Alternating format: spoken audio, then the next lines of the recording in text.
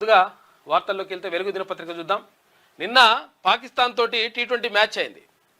T20 అయితే ఇక టీ20లా దుమ్ము రేపినరు మన భారత క్రికెటర్లు మొత్తం కూడా. దీంతో ఏమైంది, పాకిస్తాన్ ఇప్పుడు ఎన్నిసార్లు అయింది, 8 సార్లు అయితే 7 సార్లు భారత్ గెలిచింది.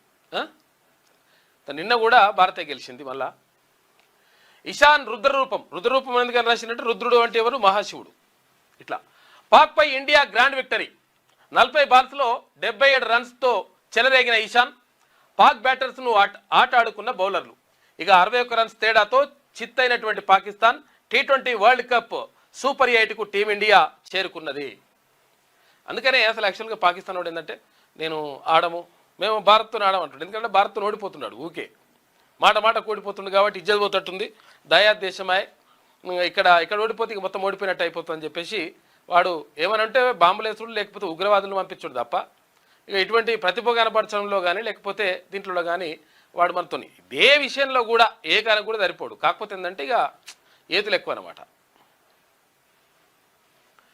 గ్రౌండ్ ఏదైనా గండం మాత్రం పాకిస్తాన్కే అని ఇండియా మరోసారి చాటి చెప్పింది. మహాశివరాత్రి పర్వదినాన జరిగిన టీ20 వరల్డ్ కప్ మెగా సమరంలో టీమిండియా రుద్రరూపం ముందు దాయాది జట్టు బెంబేలెత్తిపోయింది. శ్రీలంక గడ్డపై యంగ్ సెన్సేషన్ ఇటు ఇషాన్ కిషన్ 40 బాల్స్లో 10 ఫోర్లు 3 సిక్సర్లతోటి 77 రన్లు వేసి షాన్దార్ బ్యాటింగ్తో శివాలెత్తిన వేళ ఆదివారం జరిగిన హై వోల్టేజీ పోర్లో 61 రన్స్ తేడాతో పాకిస్తాన్ చిట్టు చేసిన సూర్యకుమార్ సేన సూపర్ 8కు దూసుకెళ్లింది. ఇక స్పిన్ వలలో మనల్ని బొంతాగొట్టించాలనుకున్న పాక్ ఎత్తుగడలను కిషన్ తన బ్యాట్ పవర్తో తుత్తినియలు చేస్తూ మైదానంలో రణరంగం సృష్టించాడు. దాంతో 20 ఓవర్లలో టీమిండియా 7 వికెట్లు కోల్పోయి 175 స్కోర్ చేసింది. అనంతరం వికెట్ల వేటలో పోటీ పడ్డ బౌలర్లు పాక్ను ఆట ఆడుకున్నారు.